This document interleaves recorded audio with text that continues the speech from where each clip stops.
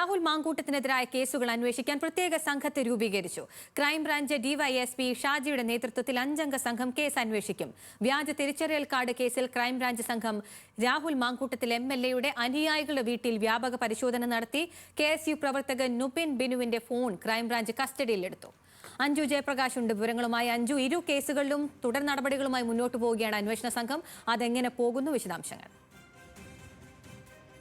നിർബന്ധിത ഗർഭചിത്രത്തിന് പ്രേരിപ്പിക്കൽ, വിവാഹ വാഗ്ദാനം നൽകി പീഡിപ്പിക്കൽ, പിന്തുടർന്ന് ഭീഷണിപ്പെടുത്തൽ തുടങ്ങിയിട്ടുള്ള ഗുരുതര കുറ്റങ്ങൾ ചുമത്തിയാണ് MLA കൂടിയായിട്ടുള്ള രാഹുൽ മാങ്കൂട്ടത്തിനെതിരെ പോലീസ് കേസെടുത്തത്.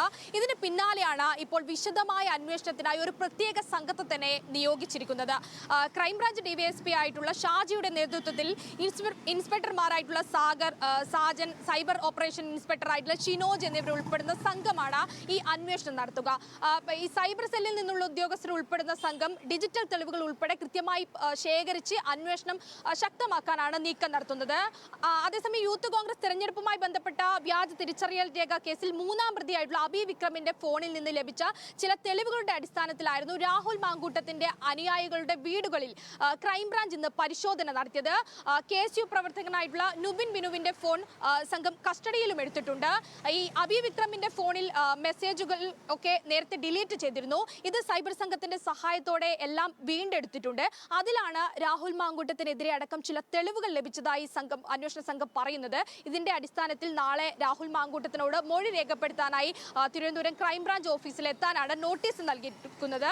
ഇതേ കേസിൽ തന്നെ നേരത്തെ മ്യൂസിയം പോലീസ് ഒരു തവണ രാഹുൽ മാങ്കൂട്ടത്തെ ചോദ്യം ചെയ്യാൻ വിളിപ്പിച്ചതായിരുന്നു. അന്ന് തെളിവുകൾ കിട്ടാത്തതിനാൽ പ്രതിപ്പട്ടികയിൽ ഉൾപ്പെടുത്തിയിട്ടുണ്ടായിരുന്നില്ല.